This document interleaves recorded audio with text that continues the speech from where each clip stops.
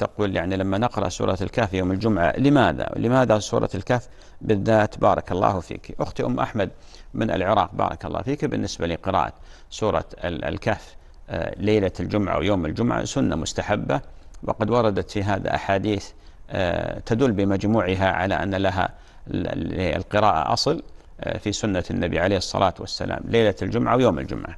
بالنسبة لقراءة هذه السورة تحديدا تقولي لماذا وليش؟ أولا لأن النبي صلى الله عليه وسلم قال من قرأ الآيات العشر من سورة الكهف عصم من الدجال، أو كما قال عليه الصلاة والسلام اللي يحفظ الآيات العشر أو يكرر قراءتها الآيات العشر الأولى من سورة الكهف هذه عصمة من الدجال بإذن الله تعالى. هذه الفائدة الأولى. الفائدة الثانية أن سورة الكهف اشتملت حقيقة على مسائل كثيرة وفوائد أثيرة وأحكام عديدة، ولذلك مثلا يعني سورة الكهف افتتحت بحمد الله عز وجل الذي نزل القرآن، ثم بعد ذلك بدأت سورة الكهف تذكر قصة الفتية الذين آمنوا فلجأوا هربوا من ضيق الدنيا إلى هربوا من سعة الدنيا إلى ضيق الكهف الذي هو أصبح السعة لهم.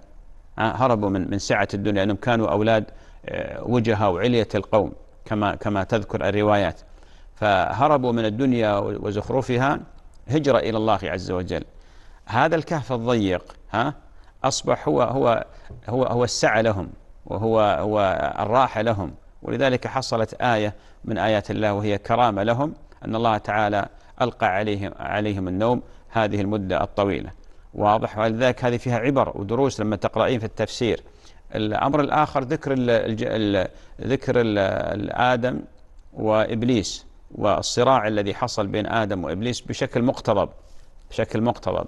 ذكر أهل الإيمان وأهل الكفران، ذكر الجنة وذكر النار، ذكر قصة أصحاب الجنتين، ذكر أصحاب الجنتين اللي حصل فيها الحوار، وكيف سبحان الله هذا ينسب النعم إلى الله وهذا يجحد والعياذ بالله، وكيف النهاية كيف كانت.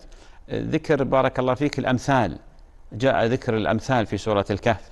ذكر قصة موسى والخضر، وإذ قال موسى لفتاه. عجيبة هذه القصة، لما ترجعين إلى صحيح البخاري وتقرأين في حديث ابن عباس عن النبي عليه الصلاة والسلام فيما يتعلق بقصة الخضر مع موسى والعجائب التي أجراها الله عز وجل على يد الخضر. قصة ذي القرنين في آخر السورة.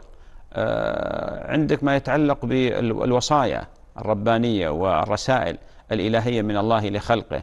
حقيقة مواقف كثيرة يعني وقصص عديدة. أنا أختضب الكلام وأختصره لأنبهك فقط تنبيه، وإلا المقام ليس مقام شرح وبسط وتوضيح، لا، مقام فقط للتنبيه. فأنت دققي أختي الفاضلة وتأملي وحاولي أن تتدبري هذه الصورة وأنت تقرأينها يوم الجمعة، ستجدين شيء عجيب وستختلف